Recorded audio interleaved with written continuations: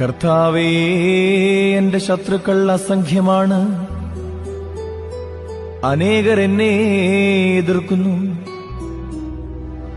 ദൈവം അവനെ സഹായിക്കുകയില്ല എന്ന് പലരും എന്നെക്കുറിച്ച് പറയുന്നു. കർത്താവേ, അങ്ങാണ് എന്റെ രക്ഷാകവചവും എന്റെ മഹത്വവും. എന്നെ ശിരസുയർത്തി നിർത്തുന്നതും അവിടുന്ന് തന്നെ. ഉച്ചത്തിൽ ഞാൻ കർത്താവിനെ വിളിച്ചപേക്ഷിക്കുന്നു. തന്റെ വിശുദ്ധ പർവ്വതത്തിൽ നിന്ന് അവിടുന്ന് എനിക്ക് ഉത്തരമരുളുന്നു.